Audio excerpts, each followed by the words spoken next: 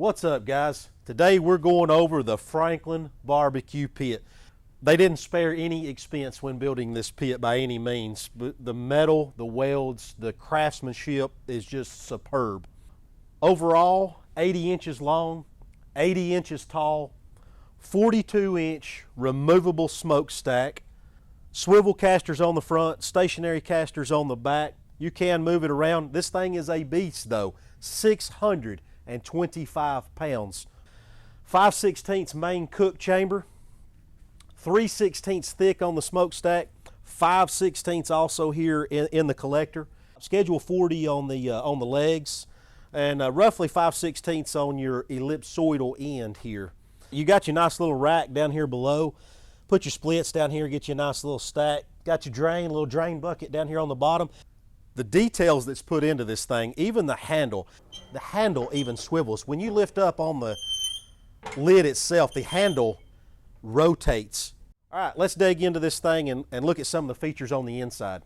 You got 19 inches front to back on the grate, 32 inches left to right. Leaves you right about 600 square inches of cooking space. Got a nice little area built in this end for your water pan. The way Aaron Franklin describes it in his video, got your fire that, you know, in the firebox here, comes through here, got your inlet down here. Even these edges, as you can see here, are rounded for a purpose. He wants that air to flow smoothly in here. You've got kind of a dead area of air up here. It's warm air, but it's not firebox hot air. So your heat comes through your gap here, rolls around this rounded end. It's also pulling air. Of course, this thing is not completely sealed up. You've got gaps, but it's designed that way. It's designed to pull air in from all over, and it creates this vacuum in here. It pulls this air off of your water pan from back here, and then starts almost like a convection type rotation in the cook chamber, comes down and hits the ellipsoidal end. It's designed that way for a reason. If you'll notice, this end is bobbed off. It's square on this end. That's where it's going to pull the air from. Then it's designed to have turbulence inside the cook chamber and come down and just hit this end and funnel down through the collector. The Aaron Franklin collector on the end is perfect. The height of your collector hits right at middle grate for that proper cook temperature. Of course, this is going to be your sweet spot. I mean, he's put a lot of thought into this smoker. This thermometer placement is very well thought out. He talks about how the end of the thermometer, you know, it gets its reading from about the last inch of the stem. The stem is set not at great height, it's set up. Your average brisket is roughly around 4 inches thick.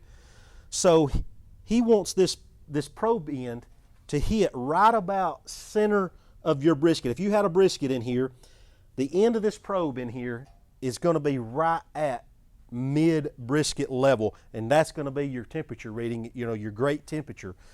All right, let's reposition this smoker and take a look at the firebox. Very, very heavy duty built. 3/8 thickness on this door, fully braced on the inside. I mean, even, you know, a 1/4 inch, 5/16 metal on the latch. Got the same style hinges here on the door as what you have on the lid. It's very, very generous as far as size. You've got about 21.5 inches front to back, and you've got about 20 inches diameter on the firebox itself. But like I said, it is air gapped to help insulate, to make this thing run more efficient.